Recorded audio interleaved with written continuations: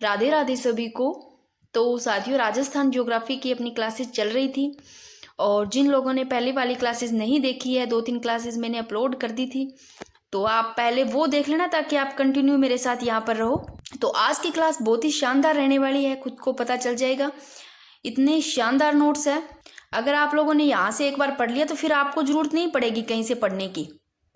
एक एक चीज आपको यहाँ से क्लियर हो जाएगी। तो सबसे पहले साथियों बात करते हैं कि अपना जो टॉपिक रहेगा, राजस्थान भौतिक प्रदेश अपना टॉपिक रहने वाला है। अब स्थिति विस्तार मैंने करवा दिया तो भौतिक प्रदेश अपना टॉपिक रहेगा। तो सबसे पहले जो टॉपिक भौतिक विभाजन है, इसमें करते हैं कि भौतिक प्रदेश की बात करें। इसका जो वर्गीकरण किया है ना साथियों, मैंने एक जगह तीनों के नाम लिखे हैं। किन किन्हों ने किया है देखो, राजस्थान भौतिक प्रदेश का जो विभाजन करने वाले प्रोफेसर वीसी मिश्रा है, डॉक्टर रामलोचन है, हरिमोहन सक्सेना। आप ऐसे ही टेबल बना लेना, ऐसे याद रह जाएंगे, भूलोगे भी नहीं, क्योंकि इन्होंने अलग अलग प्रकार से बताया है। तो जो प्रोफेसर वीसी मिश्रा है, इन्होंने 7 प्रकार बताए हैं। डॉक्टर रामलोचन वो मुख्य है और 12 उप प्रकार बताए हैं, और हरिमोहन सक्सेना ने 4 प्रकार बताए हैं। डेट सन भी मैंने लिखा है। प्रोफेसर वीसी मिश्रा 1968 और 1971 में, रामलोचन और हरिमोहन सक्सेना 1964। तो एक जगह है, पहले तो नाम लिख दिया किन्होंने किया है विभाजन, देख लो। सबसे पहले पढ़ते हैं प्रोफेसर वीसी मिश्रा, और मैंने साथ में ही मानचित्र में भी इस हिसाब से साथियों दर्शाया है ताकि आपको कोई दिक्कत ना हो। तो एक बार आप नोट्स देख लो, फिर अपने स्टार्ट करते हैं। ऐसे ही आपको शानदार नोट्स में ऐसे ही मैं करवाऊंगी, ठीक है ना। अभी आप खुद देख लो, साथ में मानचित्र बनाया है, जैसे जैसे मैंने बनाया आप ऐसे ही बना लेना, ठीक है ना। यहाँ देखो, ये जो टेबल है वेरी वेरी इंपॉर्टेंट, इसके बिना तो कुछ भी नहीं है। राजस्थान ज्योग्राफी जो भी पढ़ रहे हैं तो आप सभी को पता है, जो भौतिक विभाजन है राजस्थान का, इस टेबल से ही आप सब कुछ एक जगह क्लियर कर लोगे। बस इतनी सी टेबल आपको बनानी है, ऐसे की ऐसे ही, क्योंकि यहाँ से प्रश्न बनते ही बनते हैं 100%। और ये वेरी वेरी इंपॉर्टेंट, ये वाला जो पेज है ऐसे ही आपको बनाना है। खुद देख लो एक बार, फिर अपने फटाफट करेंगे। ऐसे ही मानचित्र में आपको, जैसे थार का रेगिस्तान है जो पश्चिमी मरुस्थलीय प्रदेश बोलते हैं इसको मैंने इसी हिसाब से, देखो जैसे कि थार के रेगिस्तान का विस्तार है ना 16 जिलों में है। देखो साथियों, इधर जो है ना, ये जो अरावली है, अरावली के जो पश्चिम में जो जिले है ना, इधर वाली साइड में जिले तो देखो 17 है, बट थार के रेगिस्तान का विस्तार 16 जिलों में है। ये जो सिरोही है, मैंने रेड किया है, पिंक किया है ना, यहाँ क्रॉस लगाया है, ये नहीं आता। देखो इधर अरावली के इधर वाले साइड में पश्चिम में जिले तो कितने आ रहे, 17, बट यहाँ पर सिरोही नहीं है। आपको इससे ही चाहे आप याद कर लेना, अगर मेहनत कर सको तो ऐसे नोट्स बना लो शानदार तरीके से। पूर्व में पहले कितने थे, 12 थे इनका विस्तार। थार के रेगिस्तान का वर्तमान में 16 जिलों में है, सिरोही शामिल नहीं है। देखो मैंने ऐसे ही बनाए हैं, 16 जिले भी लिखे हैं। देखो अरावली के पश्चिम में स्थित जिले तो देखो 17 है, सिरोही अरावली के पश्चिम में है तो सही इधर पश्चिम में, बट ये क्या नहीं है, मरुस्थलीय नहीं है। मरुस्थल का विस्तार लगभग पश्चिम से पूर्व की ओर हो रहा है, और सिरोही जिला थार का जो रेगिस्तान है, जो पश्चिमी मरुस्थल बोलते हैं इसको, इस प्रदेश में शामिल नहीं। आपको ऐसे कैसे ही बनाने हैं, रटने की जरूरत ही नहीं। आप मानचित्र और ऐसे लिखे हुए देखोगे ना तो साथ में याद हो जाएगा। ज्योग्राफी रटने वाली है ही नहीं, आपको ऐसे समझना है बस। और जिन्होंने बिल्कुल इस हिसाब से समझ लिया माइंड में, जैसे ये मैप मानचित्र बैठ गया और जिले बैठ गए, तो जो बेसिक क्लियर है ना इस हिसाब से, तो आप वहां पर ऐसे नहीं आपने रटा रटाया प्रश्न पूछे जाएंगे, ऐसा कुछ भी नहीं पूछा जाएगा। बस आपको अगर पूरा ज्योग्राफी का, अगर मान लो आपको राजस्थान का अगर मानचित्र याद है ना, कौन से जिले कहाँ है, कौन सा क्षेत्र किस हिसाब से, किसके पूर्व में पश्चिम में कौन सा जिला है, तो आप, मैं बता रही हूँ आपका 50% से ऊपर तो ऐसे ही राजस्थान की ज्योग्राफी है वो क्लियर हो जाएगी। फिर थार का जो रेगिस्तान है, इसके बारे में जितने भी प्रश्न बनते हैं, जितने भी मैंने एक तरफ ऐसे लिखे हैं। फिर मरुस्थल का वर्गीकरण किया, जैसे शुष्क मरुस्थल हो गया, अर्ध शुष्क मरुस्थल हो गया, मानचित्र मैंने बनाया है यहाँ पर। फिर जितना ही शुष्क मरुस्थलीय प्रदेश से जितने जो ये लाठी सीरीज है, चंदन नलकूप है, ये जितने भी प्रश्न बनते हैं, ठीक है, इस हिसाब से ये आप ऐसे ही नोट्स तैयार कर लेना। फिर देखो अर्ध शुष्क करवा के, फिर अर्ध शुष्क मरुस्थल जो प्रदेश है, इसका देखो मैंने किस हिसाब से बनाया है। सबसे पहले तो विस्तार किन जिलों में है, फिर यहाँ पर इसको क्या बोलते हैं, बांगर भी बोलते हैं। वर्षा और मिट्टी, वर्षा कितनी होती है, मिट्टी कौन सी है, वनस्पति, ये सारे के सारे मैंने इस हिसाब से लिखे हैं। फिर अर्ध शुष्क प्रदेश को जैसे 4 भागों में बांटा गया, तो सबसे पहले गग्गर का मैदान है, तो गग्गर के मैदान को शानदार तरीके, देखो 4 भागों को मैंने इस हिसाब से बांटा। देखे मेहनत लग गई साथियों, टाइम लगता है नोट्स बनाने में, आप लोग जैसे करते हो ना उस हिसाब से, फॉर्मेलिटीज मेरे से नहीं होती है बाकी, क्योंकि और टॉपिक मैंने करवा रखे हैं और सब्जेक्ट के तो करवा रखे हैं। राजस्थान ज्योग्राफी का पहले थोड़ा कम करवाया है, तो अब 41 जिलों के अनुसार आप पढ़ोगे तो शानदार तरीकों से एक बार पढ़ लो, वापस जरूरत नहीं है। जिससे गग्गर का मैदान येलो कलर में किया है तो आपको पता चल जाएगा 1 नंबर पे है, तो 1 नंबर पे गग्गर का मैदान है। इस हिसाब से मैंने ये सारे के सारे यहाँ पर शो कर दिए। फिर आप गग्गर का मैदान का इनसे जितने भी रिलेटेड जितने भी प्रश्न बनते हैं वैसे के वैसे ही आपको पढ़ना है। तो अब स्टार्ट करते हैं। बातें तो ज्यादा ही हो गई, बातें तो नहीं है वैसे तो बताया ही है। तो देखो किन्होंने किया है, professor VC Mishra, doctor Ramlochan, Harimohan Saxena ने, इन सब ने क्या किया है, राजस्थान भौतिक प्रदेश का वर्गीकरण किया। सबसे पहले पढ़ते हैं प्रोफेसर वीसी मिश्रा ने। तो जो वीसी मिश्रा है इनकी पुस्तक देखो, राजस्थान को सबसे पहले भौतिक प्रदेश में वीसी मिश्रा ने अपनी पुस्तक कौन से, राजस्थान का भूगोल में, राजस्थान का जो जियोग्राफी है इसमें राजस्थान को कितने 7 भागों में, वीसी मिश्रा 7 मिक्स 7 कर लो, 7 प्रकार की चीजें मिक्स ऐसे कर लो तो 7 भागों में याद रह जाएगा। ऐसे ही किसी चीज से कनेक्ट करके याद करना। अब 7 कौन कौन से भाग है, देखो पश्चिम शुष्क मरुस्थल प्रदेश हो गया, अर्ध शुष्क मरुस्थल प्रदेश हो गया। अब इनको तो मैंने मानचित्र में नहीं बनाया बट बाकियों को बनाया क्योंकि ये थोड़ी ज्यादा हो गए। वैसे आप समझ लेना कहाँ पर दक्षिणी पूर्वी कृषि प्रदेश आ गया, कहाँ पर चंबल बीहड़ प्रदेश है, ठीक है ना। देखो शुष्क प्रदेश और अर्ध शुष्क प्रदेश 2 तो ये ठीक है। फिर उत्तरी नहरी प्रदेश आ गया, फिर अरावली प्रदेश आ गया भाई, फिर पूर्वी कृषि आधुनिक प्रदेश आ गया इधर वाला, फिर दक्षिणी और पूर्वी कृषि प्रदेश आ गया, फिर चंबल बीहड़ प्रदेश आ गया। इन 7 भागों में तो प्रोफेसर वीसी मिश्रा ने बांटा है। एक बार फिर से देख लो भाई, ठीक है ना। प्रोफेसर वीसी मिश्रा का सन 1968, 7 प्रकार। रामलोचन जो है इन्होंने 1971, इससे पहले ना मैंने इनको लिखा है हरिमोहन सक्सेना का 1964 सन है, 4 प्रकार। हरिमोहन सक्सेना का पहले पढ़ लो कि इन्होंने कितने बांटा, देखो 4। हरिमोहन सक्सेना ने अपनी पुस्तक कौन से, इनका भी राजस्थान ज्योग्राफी, राजस्थान भूगोल में कितने 4 भागों में बांटा है। तो भौतिक प्रदेश को कितने 4 भागों में, कौन कौन से है भाई, यहाँ पर मैंने नाम भी लिखे और यहाँ पर मानचित्र में दर्शाया भी है। हरिमोहन सक्सेना और AK तिवारी दोनों ने ही यहाँ पर लिख दिया, ये रे हरिमोहन सक्सेना और AK तिवारी ने कितने भौतिक प्रदेश को 4 भागों में बांटा है। देखो सबसे पहले इधर वाला कौन सा एरिया है, पश्चिमी मरुस्थलीय प्रदेश। एक तो इसमें इसको थार का मरुस्थल भी बोलते हैं, यानी कि मरु। मैंने सबसे पहले आपको ये भी बताया था, आप यहाँ देखो कि थार का रेगिस्तान है, इसको मरुस्थल बोलते हैं, मरु भी बोलते हैं, कुछ भी पूछा जा सकता है, पता है आपको, पता होना चाहिए छोटी छोटी चीजें। अरावली पर्वतमाला, इसको पर्वत मेरु भी बोलते हैं। पूर्वी मैदान है, देखो ये हो गया मरु जिसको थार का रेगिस्तान बोलते हैं, ये है मेरु जो कि अरावली पर्वत है। ये खादर वाला एरिया है ना, खादर ये मैदान है यानी कि पूर्वी मैदान है। ये माल बोलते हैं जिसको पठार है, ये हाड़ौती का पठार, तो ये पता होना चाहिए। तो ये देखो 4 भागों में हरिमोहन सक्सेना ने, सक्सेस हो गए ऐसे लो, 4 में बांट करके 4 ऐसे ले लो पूरे हैं। फिर यहाँ पर तो पहला पश्चिमी मरुस्थलीय प्रदेश, फिर ये अरावली वाला आ गया, ठीक है ना, जिसको क्या बोलते हैं मेरू। फिर ये पूर्वी मैदानी भाग आ गया जिसको क्या बोलते हैं जलोढ़ यानी कि खादर। फिर ये आ गया दक्षिणी पूर्वी पठार। 4 भागों में बांटा है हरिमोहन सक्सेना ने, हरिमोहन सक्सेना और AK तिवारी ने। प्रोफेसर वीसी मिश्रा ने 7, हरिमोहन सक्सेना ने और AK तिवारी ने 4 भागों में। तो डॉक्टर रामलोचन ने देखो कितने, 2 तो मुख्य भाग है, 2 तो मुख्य भाग हो गए, राजस्थान, राजस्थान का पठार, फिर 12 उप प्रकार है इसके। देखो राजस्थान को तो आगे 2 भागों में बांट दिया, वैसे 4 हो गए, इधर राजस्थान के ये 2, राजस्थान का पठार के इधर 2, यानी कि 4 ही हो गए। वैसे अब इनके देखे ना आगे तो नीचे काउंट करो, ये रे 12, यानी कि 12 प्रकार हो गए। तो वैसे तो 2 मुख्य राजस्थान और राजस्थान का पठार। राजस्थान को 2 भागों में मरुस्थल और एक बांगर प्रदेश। अब मरुस्थल में कौन कौन से जिले आते हैं, जैसलमेर, बीकानेर, बाड़मेर। बांगर प्रदेश में गग्गर का मैदान आ गया, शेखावटी का आंतरिक भाग आ गया भाई, नागौर की उच्च भूमि आ गई, गोंडवाना प्रदेश आ गया। ये आगे जब मैं करवाऊंगी तब ये सारे अच्छे से समझना इनको। तो रामलोचन ने 2 तो मुख्य, 12 कितने उप प्रकार, यानी कि 4 और 4 8, 9 10 11, ये 3 है भाई, 4 नहीं है, ठीक है ना। 4 और 3 7, 8 9 10 11 12 हो गए। और राजस्थान का पठार है, इनको 2 भागों में, पठार को अरब, देखो पठार वाला पर्वतमाला एक तो अरावली वाला, एक चंबल बेसिन। तो अरावली पर्वतमाला कितने क्या क्या, उत्तरी अरावली, मध्य अरावली, दक्षिण अरावली आता है, ये रहा, खुद देख लो। ये रहा, ये अरावली वाला खुद देख लो, उत्तरी अरावली आ गया, मध्य अरावली, दक्षिणी अरावली। और जो चंबल बेसिन है इनको दो भागों में, ऊपरी एक तो चंबल बेसिन ये रहा, यहाँ ऊपरी चंबल बेसिन, और एक ये मध्य चंबल बेसिन।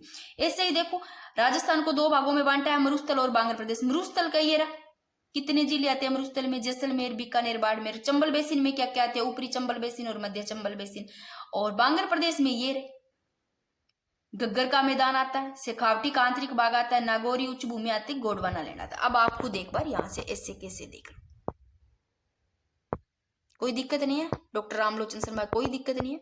मुख्य वर्गीकरण है वो 2 और उप है वो 4, ठीक है। ये सब मिलकर राजस्थान को बनाते हैं, ठीक है। अब बात करते हैं राजस्थान की उत्पत्ति। राजस्थान की उत्पत्ति कितने भागों से मानेंगे, 2, गोंडवाना लैंड और टेथिस सागर।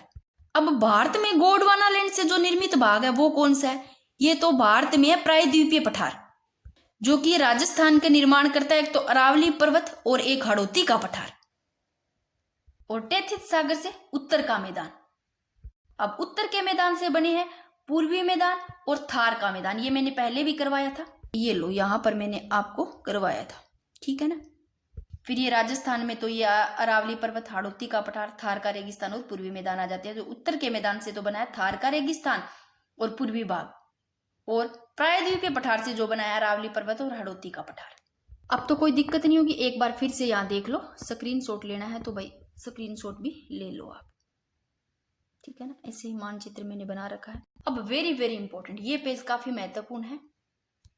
देखो राजस्थान का जो भौतिक विभाजन है कितने 4 भागों में, एक तो है थार का रेगिस्तान, एक है अरावली पर्वतमाला, फिर पूर्वी मैदान, फिर हाड़ौती का पठार जिसको दक्षिणी पूर्वी पठार बोलते हैं, ठीक है ना प्रदेश। ये कोई दिक्कत नहीं है, थार का रेगिस्तान को मरुस्थलीय प्रदेश बोलते हैं।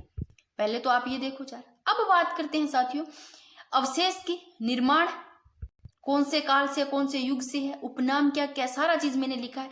क्षेत्रफल, जनसंख्या, वर्षा, फिर कौन सी मिट्टी पाई जाती है, जलवायु कौन सी, वनस्पति, और बनने का जो क्रम है। सबसे पहले तो यहाँ देखो बनने का जो क्रम है, सबसे पहले प्राचीन, सबसे पुरानी, सबसे पहले कौन सी बनी, सबसे पहले भाई अरावली पर्वतमाला बनी। कौन सी बनी, अरावली पर्वतमाला। ये लो भाई अरावली पर्वतमाला है, ये सबसे प्राचीन है।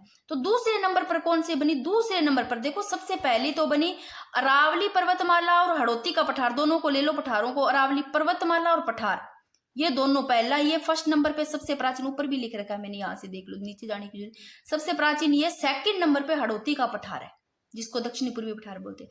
थर्ड नंबर पे बना ये पूर्वी मैदान, और जो अभी नवीनतम जो अब चौथे नंबर का है वो है थार का रेगिस्तान, मरुस्थलीय प्रदेश। फिर से देख लो सबसे पुराना अरावली पर्वतमाला है, कोई दिक्कत नहीं है। अगर बात करें जो भारत के भौतिक प्रदेश के हिस्से की बात करें तो थार का जो रेगिस्तान है ये उत्तर भारत का विशाल मैदान है, और ये प्रायद्वीपीय पठार का प्रदेश है। और पूर्वी मैदान की बात करें तो उत्तर भारत का, ये दोनों देखो सेम सेम है, ये दोनों के दोनों उत्तर भारत का विशाल मैदान, ये दोनों, और ये दोनों सेम है, ये प्रायद्वीपीय पठारी प्रदेश ये रहा।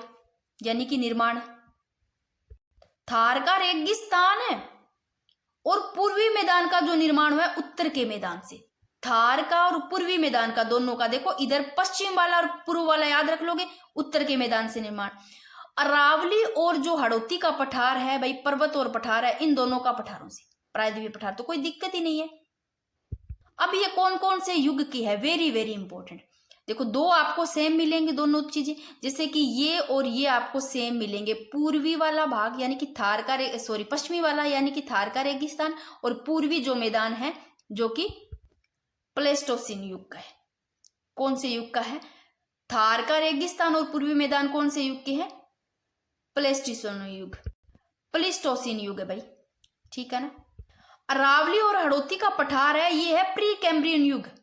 कौन से युग के हैं, प्री कैम्ब्रियन युग के।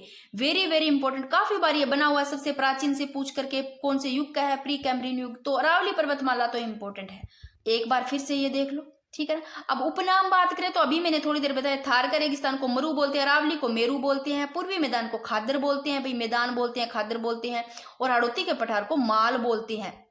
अब थार का रेगिस्तान है, ये क्षेत्रफल कितना है भाई, ये राजस्थान में कितने भाग पर रेगिस्तान है, ये जो थार का रेगिस्तान कितने भाग पर फैला हुआ है, 61.11% पर, क्षेत्रफल कितना है? थार के रेगिस्तान का क्षेत्रफल 61.11।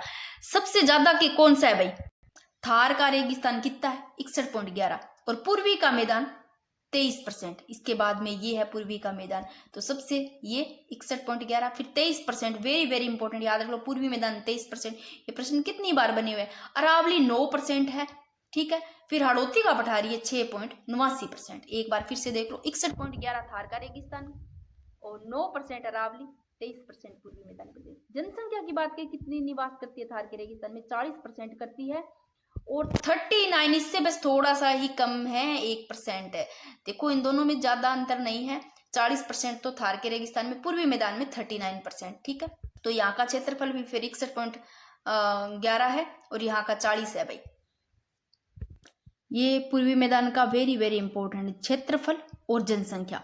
और हाड़ौती के पठार की देख लो, जनसंख्या 11% है, क्योंकि थार के रेगिस्तान में तो क्षेत्रफल 61.11% पे 40% निवास कर रही है। इधर तो 23% पे देखो 39% निवास कर रही है। यहाँ ज्यादा है, देखो यहाँ 23% पे 39% निवास कर रही है, यहाँ पर तो 61.11 पर 40%। तो ये हो गया। अब बात करते हैं वर्षा कितनी होती है थार के रेगिस्तान में? 0 से 50 सेंटीमीटर। इधर अरावली में 50 से 80 सेंटीमीटर, 50 से 90, यानी कि 50 से 80 या फिर 50 से 90 के लगभग पूर्वी मैदानी प्रदेश में, और 80 से 120 सेंटीमीटर गोंडवान इधर हाड़ौती के पठार में, ठीक है ना। मिट्टी की बात के, थार के रेगिस्तान में रेतीली बलुई मिलेगी भैया आपको। रेगिस्तान का जो प्रदेश है, थार का रेगिस्तान का मरुस्थलीय प्रदेश, यहाँ पर रेतीली बलुई मिलेगी आपको। लेटेराइट या पथरीली कहाँ पर मिलेगी? अरावली वाला देखो, अरावली पत्थर वाला से लो, पथरीली मिलेगी यहाँ पर। लेटेराइट पर्वतमाला है तो पथरीली से याद रख लेना, लेटेराइट। जलोढ़ या और हाड़ौती का पठार है, इसमें आपको इंपॉर्टेंट कितनी बार पूछा गया? काली या चिकनी मिट्टी। पूर्वी मैदान में जलोढ़ या दोमट और हाड़ौती वाले में काली या चिकनी। जलवायु की बात करें तो जो थार का रेगिस्तान है, शुष्क अर्ध शुष्क जलवायु पाई जाती है। उपाद्र कौन से में पाई जाती है? अरावली में कौन सी पाई जाती है? उपाद्र पाई जाती है। और पूर्वी मैदान में आर्द्र पाई जाती है और हाड़ौती के पठार में अति आर्द्र पाई जाती है। वनस्पति की बात करें तो जो भाई मरुस्थलीय प्रदेश है, जो रेगिस्तान का जो थार का रेगिस्तान है, इसमें जीरोफाइट स्टेपी तुल्य वनस्पति पाई जाती है। और शुष्क धोक पतझड़ ये अरावली में पाई जाती है। मानसूनी पतझड़ है ये पूर्वी मैदान में मिलेगी आपको। सवाना सदाबहार ये आपको हाड़ौती का पठार है उसमें मिलेगी। और बनने का समय मैंने बता दिया। तो एक बार यहाँ पर आप ये लो भाई, स्क्रीन शॉट लो तो स्क्रीन शॉट ले लो, नोट्स तैयार करो तो नोट्स तैयार कर लो आपने। अब मैं फटाफट करवाऊंगी, ठीक है ना। समझाने वाले समझा दिया। थार के रेगिस्तान के निर्माण की बात करें तो नूतन महाकाल नियोजोइक के, जो नूतन महाकाल है नियोजोइक, इसके प्लेस्टोसीन युग में निर्माण हुआ है भाई। और थार के रेगिस्तान को अवशेष किसका माना गया? टेथिस सागर का। अब थार के निर्माण की मान्यता है ना, ये आपको अलग अलग मिलेगी। कोई टेथिस सागर का बताता है, कोई सहारा के मरुस्थल का बताता है थार के रेगिस्तान को। तो थार के निर्माण की मान्यता की बात करें तो टेथिस सागर का कैसे बताया है कि कईयों ने टेथिस सागर का बताया, कईयों ने सहारा के मरुस्थल का। कि जो कारण है टेथिस सागर होने के कि यहाँ खारे पानी की झीलें पाई जाती है, माइकासिस चट्टान पाई जाती है, समुद्री जीवों के अवशेष प्राप्त किए गए हैं भाई। और कुलधरा गांव से व्हेल मछली के अवशेष मिले हैं टेथिस सागर के, इस कारण यहाँ से बताया गया है। और कुछ ने सहारा के मरुस्थल के बताए हैं कि जो सहारा के मरुस्थल से थार के मरुस्थल का क्या हुआ, निर्माण हुआ है। कि शुष्क जलवायु के कारण पता चलता है कि सहारा के मरुस्थल का विस्तार होने के कारण पूर्व की ओर हो रहा। जो सहारा के मरुस्थल का विस्तार है वो कहाँ से? पूर्व की ओर हो रहा। तो टेथिस सागर है तो यहाँ खारे पानी की झील मिलती है। तो कहीं की समुद्री भी एक आ गया, क्योंकि ये सारे जो प्रमाण है ये इनके कारण है। अब बात करते हैं थार के रेगिस्तान का। देखो इंपॉर्टेंट है, ये आपको अच्छे से देखना है। ये लाइन है ना मैंने लगाया है हाईलाइट की, ये आपको ऐसे ही याद करना है, ऐसे ही लिखना है। इंपॉर्टेंट है कि थार के रेगिस्तान का पाकिस्तान में विस्तार तो 15% है और भारत में 85% है। थार के रेगिस्तान का पाकिस्तान में कितना विस्तार बताया? 15% बताया, जिसमें से 15% में जो राज्य, 2 राज्य आते हैं, पंजाब और सिंध। और भारत में जो विस्तार है थार के रेगिस्तान का कितने? 85% है, जिसमें 4 राज्य आते हैं 85% में, पंजाब, हरियाणा, गुजरात, राजस्थान। जो अब राजस्थान है ना, इस 85% में भी भारत के कितने? राजस्थान का 82% अकेला है, यानी कि भाग 3/5। ये रहा कि 85% का राजस्थान में कितना है? 82%, यानी कि 3 भाग है, यानी कि संपूर्ण थार का मरुस्थल का कितना? 82% है वो अकेले राजस्थान में। तो थार का रेगिस्तान पाकिस्तान में विस्तार 15%, 2 राज्य है पंजाब सिंध, और भारत में 85%, 4 राज्य जिसमें राजस्थान अकेला 62% पे। अब थार के मरुस्थल की विशेषता लिखी है मैंने कि विश्व का ये नवीनतम मरुस्थल है अभी थार का मरुस्थल। पहले नंबर पे अरावली बनी ना, सबसे पुरानी वो है। दूसरे नंबर पर कौन सी बनी? हाड़ौती का पठार बना। और तीसरे नंबर पर कौन सा बना भाई? पूर्वी मैदानी। चौथे नंबर पर ये बना थार का मरुस्थल। तो ये क्या हो गया? विश्व का नवीनतम मरुस्थल है। सर्वाधिक जैव विविधता यहाँ पाई जाती है थार के मरुस्थल में, सर्वाधिक घनत्व भी पाया जाता है। और दक्षिणी पश्चिमी, देखो दक्षिणी और पश्चिमी मानसूनी पवनों को अपनी ओर आकर्षित करती है। और ऊर्जा संसाधनों के यहाँ खनिज भी पाए जाते हैं। अब देखो ऊर्जा संसाधन में परंपरागत और गैर परंपरागत 2 प्रकार के होते हैं। परंपरागत होते हैं भाई, ये कौन से संसाधन होते हैं? ये सीमित होते हैं, एक बार उपयोग में लेने के बाद में क्या वापस लिए जाते हैं? दोबारा उपयोग में नहीं लिए जाते हैं। परंपरागत जैसे कोयला, प्राकृतिक तेल, प्राकृतिक गैस आगे। गैर परंपरागत है ये असीमित है, जितना भी उपयोग में ले लो, जैसे सौर ऊर्जा हो गया, पवन ऊर्जा हो गया, भूताप्य ऊर्जा हो गया, ठीक है ना। तो ये भी मैंने थोड़ा आपको समझाने के लिए यहाँ पर लिख दिया। ये लो भाई, जिनको स्क्रीनशॉट लेना है आप ले लो। फिर कई कमेंट बोल करते हो ना कि भाई रोकते नहीं हो, तो एक बार आप देख लो। ये 1-2 बातें और आप यहाँ से, ये प्रश्न पूछा भी गया है कि ऊर्जा संसाधन के खनिज है ना, ये ऊर्जा संसाधन के खनिज ये देखो ट्रस्ट युगी नवसादी प्रकार के चट्टानों में पाए जाते हैं। ये पूछा गया प्रश्न है। थार के रेगिस्तानों के जो पवनों का प्रचलन है वो देखो, थार के रेगिस्तानों के पवनों का प्रचलन कैसे है? पश्चिम से पूर्व की ओर एवं निम्न वायु दाब के कारण चक्रवातों का निर्माण होता है। अब ये थार का रेगिस्तान से संबंधित कुछ तथ्य देख लो। थड़ी, तड़ी, इनको क्या क्या है, किनको कहते हैं? थड़ी है ये मरुस्थल का उच्च भाग है। थड़ी मावठ शीतकालीन वर्षा और आंधी है नमी युक्त धूल भरी पवने, और लू तो शुष्क गर्म पवने है, और बबूल या धूल भरे जो बवंडर आते हैं वो। तो ये मैंने ऐसे एक जगह लिख दिया, ठीक है। फिर थार का रेगिस्तान पश्चिमी मरुस्थलीय प्रदेश है, इससे संबंधित और देखो, ये मैंने थोड़ी देर पहले ही आपको बताया था, इंपॉर्टेंट है, टाइम जरूर लगा है पर शानदार तरीके से ही बनाया है भाई, अपनी तरफ से पूरी कोशिश की है ताकि आपको समझ में आ जाए कि थार के रेगिस्तान को राजस्थान में पश्चिमी मरुस्थल कहते हैं, ये पता है। थार के रेगिस्तान का वर्तमान में जो विस्तार है ये 16 जिलों में। देखो इधर ना जो अरावली के जो पश्चिम में जिले है ना, जिले तो भाई 17 है, इसे सिरोही समेत, बट सिरोही शामिल नहीं है। कहीं पूछ ले, इंपॉर्टेंट बनता है तो पूछा जा सकता है। सिरोही शामिल नहीं है, कितने है? तो 16 जिले है। कौन कौन से है? लो भाई, हनुमानगढ़, श्री गंगानगर है, और ये शेखावटीवाड़ा आ गया जिसमें चूरू, झुंझुनू, सिक्कर आ गया। डीडवाना, कुचामन और नागौर। नागौर से ये अलग हुआ तो याद हो जाएगा, नागौर है तो डीडवाना, कुचामन है। हनुमानगढ़, गंगानगर, बीकानेर, जैसलमेर, फलोदी। भाई जोधपुर है तो फलोदी याद रह जाएगा, इससे अलग हुआ है तो जोधपुर, फलोदी। बाड़मेर है तो बालोतरा याद रह जाएगा, इससे अलग हुआ है। जालोर, पाली, ब्यावर। कौन सा नहीं है? सिरोही नहीं है, ठीक है ना। तो ये 16 जिले हैं जिनका ये इसका विस्तार है थार के रेगिस्तान का। कितने जिलों में? 16 जिलों में है।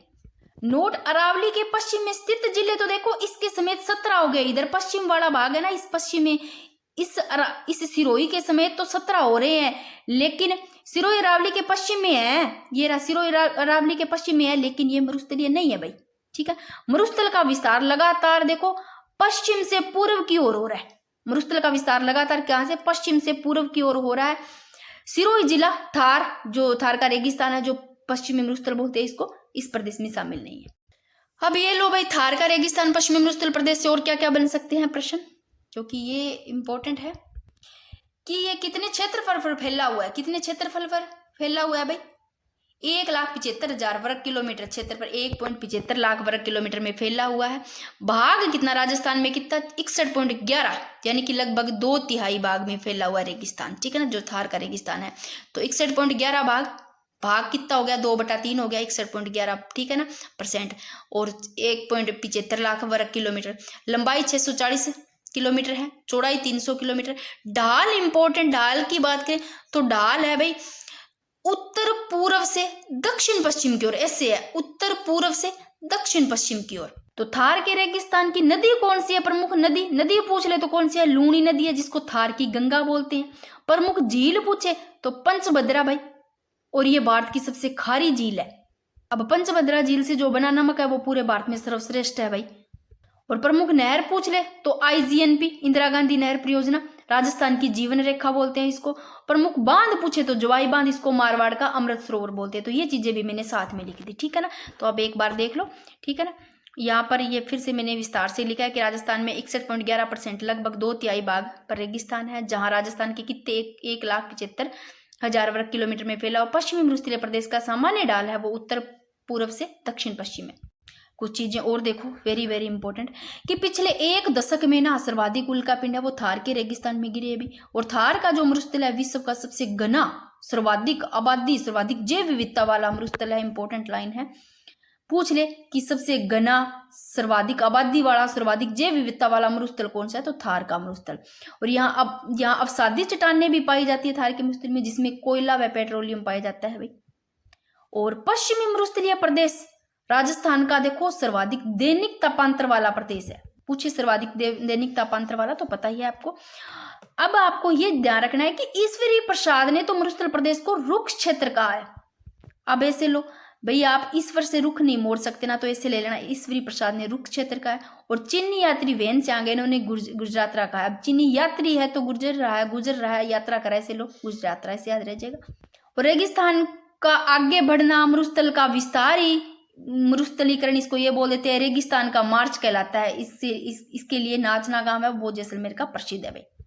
50 सेंटीमीटर वर्षा रेखा राजस्थान को कितने 2 भागों में बांटती है। यह वर्षा रेखा मरुस्थलीय प्रदेश की पूर्वी सीमा और अरावली की पश्चिमी सीमा का निर्धारण करती है। और पश्चिमी मरुस्थल प्रदेश को कितने 2 भागों में बांटता है, एक तो शुष्क मरुस्थलीय प्रदेश, अर्ध शुष्क मरुस्थलीय प्रदेश। इनको पढ़ेंगे फुल विस्तार से, जो कि मरुस्थलीकरण का वर्गीकरण शुष्क मरुस्थल और अर्ध शुष्क मरुस्थल है, इनको आगे पढ़ेंगे। एक बार चाहे आप यहाँ देख लो, क्योंकि अर्ध शुष्क मरुस्थल को तो इन 4 भागों में बांटा गया है। गग्गर का मैदान हो गया, शेखावटी का आंतरिक भाग हो गया, फुल डिटेल में पढ़ेंगे, कोई भी प्रश्न बाहर नहीं जाएगा। नागौर की उच्च भूमि, गोंडवाना प्रदेश। और शुष्क मरुस्थल में जो बालू का स्तूप युक्त है, बालू का स्तूप युक्त क्षेत्र कितना है 58.50 है। और बालू का स्तूप जो मुक्त है, जो रहित क्षेत्र है, ये 41.50%। अब देखो, जो सबसे पहले शुष्क मरुस्थल को पढ़ते हैं। शुष्क मरुस्थल में ये सारे ही पढ़ेंगे, इनको फुल डिटेल से। शुष्क मरुस्थल की बात करें तो शुष्क मरुस्थल से देखो, सबसे पहले शुष्क प्रदेश है जो शुष्क मरुस्थल है, इसे महान मरुस्थलीय प्रदेश कहते हैं। और वर्षा की बात करें तो 0 से 25 सेंटीमीटर, ये लो भाई, यहाँ पर 0 से 25 सेंटीमीटर दरवाड़े भाग में होती है। और ये है कहाँ, जो शुष्क प्रदेश है, ये कौन सी है, ये अंतरराष्ट्रीय सीमा, इसके देखो ये अंतरराष्ट्रीय सीमा, इसके ये वाला पूर्व की ओर कितनी 25 सेंटीमीटर, जो रेड क्लिफ रेखा है अंतरराष्ट्रीय सीमा है, इसके जो पूर्व में है 25 सेंटीमीटर वर्षा रेखा तक शुष्क प्रदेश की जो वर्षांत 0.25 सेंटीमीटर होती है। विशेषता की बात करें तो उच्च तापमान एवं निम्न वायुदाब पाया जाता है इसमें।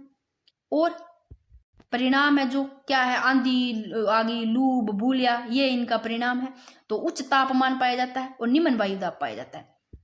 वाष्पीकरण की दर अधिक, वाष्पोत्सर्जन की दर अधिक होती है, सर्वाधिक वो जैसलमेर में।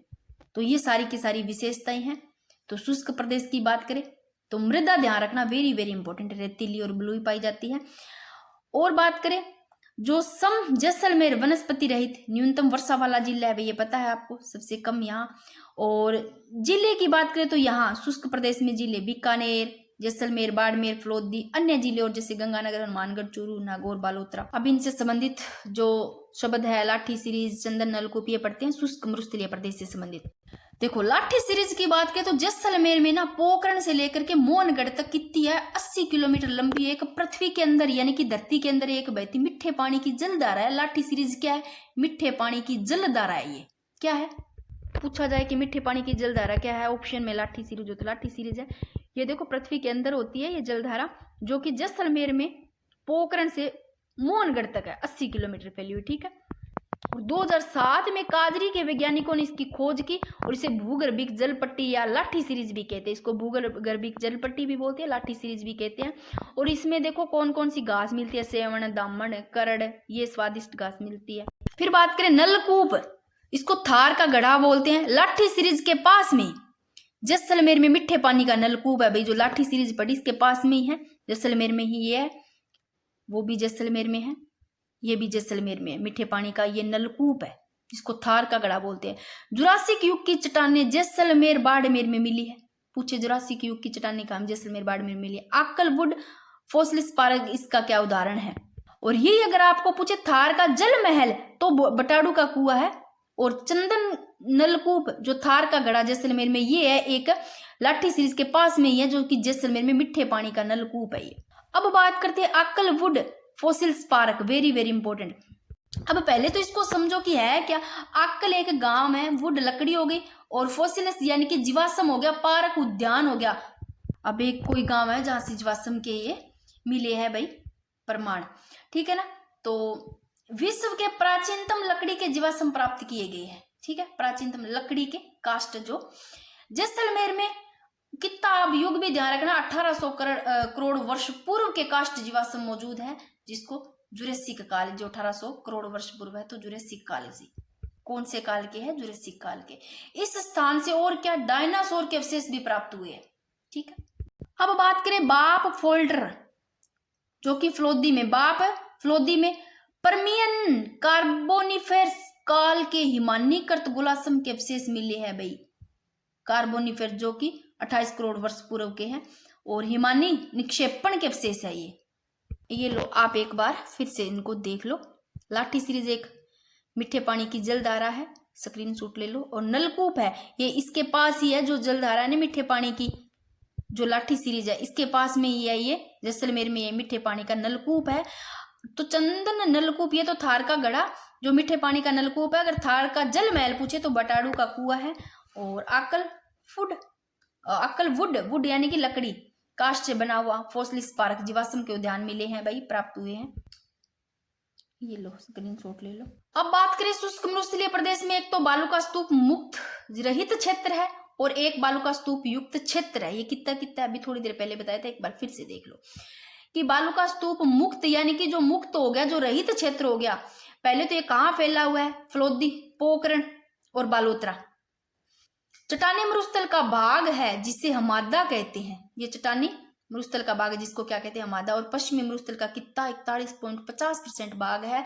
बालू का स्तूप मुक्त तो 41.50% और 58.50 भाग है ये बालू का स्तूप युक्त क्षेत्र, जो सर्वाधिक बालू का स्तूप जैसलमेर में हो गया। शुष्क प्रदेश। अब पढ़ते हैं अर्ध शुष्क प्रदेश यानी कि अर्ध शुष्क मरुस्थलीय प्रदेश बोलते हैं इसको, राजस्थान बांगर बोलते हैं। लास्ट में मैं फटाफट रिवीजन करवा दूंगी। सबसे पहले बात करें अर्ध शुष्क प्रदेश, इसको बांगर भी कहते हैं। तो यहाँ विस्तार देखो किन किन जिलों में है। एक तो आ गया मैंने यहाँ पर ऊपर से खावटी वाला लिख दिया, अर्ध शुष्क का से खावटी में सिक्कर चूरू झुंझुनू। फिर डीडवाना कुचामन नागौर आ गया, जोधपुर पाली जालोर, हनुमानगढ़ बालोतरा, हनुमानगढ़ गंगानगर आ गया, बालोतरा ब्यावरे से याद रख लेना, ठीक है। यहाँ वर्षांत होती है, वर्षा वो होती है 25 से 50 सेंटीमीटर अर्ध शुष्क प्रदेश में।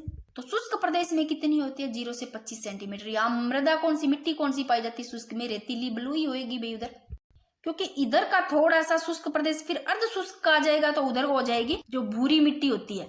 ये लो अर्ध शुष्क को बांगर भी कहते हैं। वर्षा 25 से 50 सेंटीमीटर। भूरी रेतीली मिट्टी पाई जाती है जो धूसर मृदा होती है, भूरी रेतीली को धूसर मृदा बोलते हैं मिट्टी, ठीक है। वनस्पति पाई जाती है वो स्टेपी तुल्य वनस्पति पाई जाती है। क्षेत्र की बात करें तो अरावली पर्वतमाला है ना, इसके पश्चिम की ओर 25 सेंटीमीटर वर्षा रेखा तक फैला हुआ भाग है। जिले बता दिए मैंने अर्ध शुष्क प्रदेश के। अब बात करते हैं अर्ध शुष्क प्रदेश को कितने 4 भागों में बांटा गया। चारों को अपने फुल डिटेल से पढ़ेंगे, एक एक करके यहाँ से प्रश्न भी बनते हैं। अर्ध शुष्क प्रदेश को 4 भागों में बांटा गया है। गग्गर का मैदान देखो, मैंने बताया था ना कि 2 भागों में बांटा। एक तो शुष्क प्रदेश, शुष्क प्रदेश में कौन सी मिट्टी पाई जाती है? एक तो शुष्क प्रदेश और एक अर्ध शुष्क। शुष्क में रेतीली बलुई मिट्टी पाई जाती है, 0 से 25 सेंटीमीटर है ये, ठीक है ना। यहाँ पर बरसात होती है। ये लो ये वाला भाग हो गया शुष्क प्रदेश और इधर का ये हो गया अर्ध शुष्क प्रदेश। जो अर्ध शुष्क है इसमें मैंने देखो ऐसे कैसे ही भरे हैं। सबसे पहले नंबर अर्ध शुष्क प्रदेश को 4 भागों में बांटा है। गग्गर का मैदान ये रहा, फिर शेखावटी का आंतरिक प्रदेश भाग और फिर तीसरे नंबर नागौरी की उच्च भूमि, फिर गोंडवाना प्रदेश। गग्गर के मैदान की बात करते हैं तो देखो जिले कौन कौन से आते हैं? गंगानगर, हनुमानगढ़ आवा भी गग्गर का मैदान, और इसे बागी या काठी का मैदान भी कहते हैं। गग्गर के मैदान को बागी या काठी का मैदान भी कहते हैं। और यह राज्य का कृषि योग्य क्षेत्र भी है क्योंकि यहाँ पर गेहूं, सरसों, कपास, गन्ना, चावल, इसके अलावा और भी है जो यहाँ पर मिलते हैं, जो कृषि की जाती है। गग्गर नदी द्वारा घग्गर नदी द्वारा लाई गई उपजाऊ मिट्टी से बना घग्गर का जो पाट है ना, घग्गर के पाट को हनुमानगढ़ में क्या बोलते हैं? नाली बोलते हैं। ठीक है, घग्गर नदी का प्रवाह क्षेत्र को पाट या नाली बोलते हैं। ठीक है ना। एक यहाँ भेड़ पाई जाती है, वो भेड़ की नस्ल है, वो भी नाली है। अब एक बार फिर से ऊपर देख लो भाई। और इसी घग्गर के मैदान में सिंचाई की जाती है कौन कौन सी नदियों से? ये देखो नदियां मैंने लिख रखी है, प्रमुख नहर, नदियां नहीं नहर, नहरों से सिंचाई की जाती है। कौन कौन सी? इंदिरा गांधी नहर परियोजना, वेरी वेरी इंपॉर्टेंट, IGNP, और इसमें सेम की समस्या भी पाई जाती है। ठीक है ना। गंग नहर परियोजना, नोहर नहर परियोजना, चौथी कौन सी है? राजीव गांधी सिंधमुख जो नहर परियोजना। ये जो नहरें हैं जिनसे सिंचाई की जाती है। प्रमुख दुर्ग कौन सा है? भटनेर का किला है भाई, जो भूपत सिंह भाटी है उनके द्वारा निर्मित भटनेर का किला। प्रमुख झील पूछे तो तलवाड़ा झील, और राज्य की सबसे ये निची झील है तलवाड़ा झील। और इसी मैदानी भाग में ना, जो अभी मैंने बताया इंदिरा गांधी नहर परियोजना, IGNP नहर परियोजना, इसमें सेम की समस्या पाई जाती है। अब मैंने सेम की समस्या के बारे में लिखा है, यहाँ पर उपाय भी लिखी है अभी इनको कैसे दूर किया जाता है। सेम की समस्या की बात करें तो जल प्लावन द्वारा जमीन का कीचड़ युक्त होना सेम की समस्या कहलाता है। नहर के द्वारा जो जल का रिसाव होता है ना, और इस समस्या से मृदा में क्षारीयता बहने लगती है, जिसे मृदा अनुपजाऊ होने लगती है। अब सेम की समस्या के उपाय भी है भाई। ज्यादा अगर सेम की समस्या होती है तो क्या क्या उपाय? जिप्सम का उपयोग करना चाहिए, शुष्क सिंचित पत्ती का उपयोग करना चाहिए, सफेद पौधे होते हैं ना उनको लगाना चाहिए, जो खेत की जो मेड़ होती है उन पर सफेदे के, जो सफेद है, सफेदे के है भाई, सफेद लिख रखा है, सफेदे के पौधे, सफेदे के पौधों को इंडो डच प्रणाली से खेत की मेड़ बंदी पर लगाना भाई। इनसे सेम की समस्या को दूर किया जा सकता है। ठीक है। नेक्स्ट जब मैं बनाऊंगी नोट्स तब आगे वाली क्लास और आ जाएगी, उसमें करेंगे। तो शेखावटी जो क्षेत्र है, शेखावटी का आंतरिक जो भाग है वहां से स्टार्ट करेंगे, क्योंकि अपने अर्ध शुष्क प्रदेश पढ़ रही है ना। अर्ध शुष्क मरुस्थलीय जो प्रदेश है जिसको राजस्थान बांगर कहते हैं, इसमें अर्ध शुष्क प्रदेश के कितने 4 भाग है। घग्गर का मैदान पढ़ लिया है, कल शेखावटी का आंतरिक जो भाग है यहाँ से पढ़ेंगे। जितने भी नोट्स रहते हैं वो कल की वीडियो में कंप्लीट हो जाएगा। ये जो टॉपिक है भौतिक विभाजन वाला, ये आपका कल आगे वाली क्लास में, नेक्स्ट वाली क्लास में आपका कंप्लीट हो जाएगा। एक बार फटाफट फिर से देख लो। भौतिक प्रदेश का विभाजन करने वाले प्रोफेसर VC मिश्रा, रामलोचन और हरिमोहन सक्सेना, ये है। इनका समय लिखा हुआ है। प्रोफेसर VC मिश्रा का 68 है 1900, और 1964 है वो है हरिमोहन सक्सेना का, 71 है रामलोचन का। और 7 प्रकार जो बताए हैं 7 भागों में बांटा है वो प्रोफेसर VC मिश्रा ने। 3 मुख्य और 12 उप प्रकार इन्होंने डॉक्टर रामलोचन शर्मा ने विभाजन किया। 4 प्रकार ये ने हरिमोहन सक्सेना ने। फिर ये एक जगह मैंने लिखे हैं, ठीक है ना। थार का जो रेगिस्तान है, देखो थार के रेगिस्तान में आपको, थार का जो रेगिस्तान है आपका क्षेत्रफल ध्यान रखना है कितना, 61.11 है। जनसंख्या कितनी निवास करती है? 40 को मरु बोलते हैं। कौन से युग से है? प्लिस्टोसिन युग का है। और ये निर्माण उत्तर का मैदान, अवशेष टेथिस सागर के हैं। और वर्षा यहाँ 0 से 50 सेंटीमीटर होती है। मृदा जो पाई जाती है थार के मरुस्थल में रेतीली बलुई पाई जाती है। अरावली में फिर कौन सी पाई जाती है? लेटेराइट यानी कि जो पथरीली है। पूर्वी मैदान में फिर कौन सी पाई जाती है? जलोढ़ या दोमट, इंपोर्टेंट है मिट्टियां। और हाड़ौती का पठारा उसमें पक्काली या चिकनी मिट्टी पाई जाती है। शुष्क और अर्ध शुष्क जलवायु पाई जाती है थार के रेगिस्तान में। उपाद्र जो पाई जाती है ये अरावली में, और जो आर्द्र पाई जाती है पूर्वी मैदान में। और जो अति आर्द्र पाई जाती है ये किसमें पाई जाती है भाई? अति आर्द्र पाई जाती है हाड़ौती के पठार में। और वनस्पति जीरोफाइट जो स्टेपी तुल्य है, ये जो मरुस्थलीय प्रदेश है जो थार का रेगिस्तान है वहां पाई जाती है। शुष्क धोक पतझड़ पाई जाती है, ये अरावली में पाई जाती है। पूर्वी मैदान में कौन से पाए जाते हैं? पूर्वी मैदान में मानसूनी पतझड़ पाए जाते हैं। और हाड़ौती के पठार में सवाना सदाबहार पाए जाते हैं। और सबसे प्राचीन है ये अरावली है, सबसे पहली प्राचीन ये है। और नवीनतम जो 4th नंबर पे राजस्थान थार का रेगिस्तान है। तो पहले नंबर पे अरावली, 2nd नंबर पे हाड़ौती का पठार, और 3rd नंबर पे पूर्वी मैदान। ठीक है। और जो थार का रेगिस्तान है इनका विस्तार 16 जिलों में, सिरोही नहीं है, ध्यान रखना। ठीक है ना, सिरोही नहीं है, ये मरुस्थलीय नहीं है। ये इधर है तो सही, इधर पश्चिम में, ठीक है ना, अरावली के पश्चिम में स्थित 17 जिलों में शामिल है, बट ये मरुस्थलीय नहीं है। देखो शुष्क प्रदेश और जो अर्ध शुष्क प्रदेश है, इन दोनों की बात करें तो शुष्क प्रदेश इसमें वर्षा 0 से 25 सेंटीमीटर, और अर्ध शुष्क में देख लो 25 से 50 सेंटीमीटर। अर्ध शुष्क को बांगर भी कहते हैं और शुष्क को मान मरुस्थलीय प्रदेश बोलते हैं। शुष्क में जो मिट्टी पाई जाती है रेतीली बलुई मिट्टी पाई जाती है, और अर्ध शुष्क में जो पाई जाती है भूरी रेतीली धूसर मृदा पाई जाती है। मरुस्थलीकरण का मरुस्थल का वर्गीकरण किया जिसमें अपने शुष्क मरुस्थल पड़ा, जिसमें बालू का स्तूप जो युक्त है 58.50%, और बालू का स्तूप मुक्त है जो रही क्षेत्र है वो 41.50 है। और अर्ध शुष्क मरुस्थल है, उसकी बात करें तो इनको 4 भागों में बांटा गया। घग्गर का मैदान अभी पढ़ा, कल यहाँ से खाफ्टी से पढ़ेंगे। लोग घग्गर का मैदान अभी पढ़ा। जिले गंगानगर और हनुमानगढ़, और इसको बग्गिया काठी भी बोलते हैं। कृषि योग्य क्षेत्र है भाई ये, ठीक है ना। और घग्गर नदी का प्रवाह क्षेत्र पाट या नाली कहलाता है। ये नदियां हैं जिनसे सिंचाई की नहरें हैं सॉरी, जिनसे सिंचाई की जाती है। यहाँ सेम की समस्या इसमें है, इंदिरा गांधी वाले में, IGNP, ठीक है। तो मिलते हैं नेक्स्ट।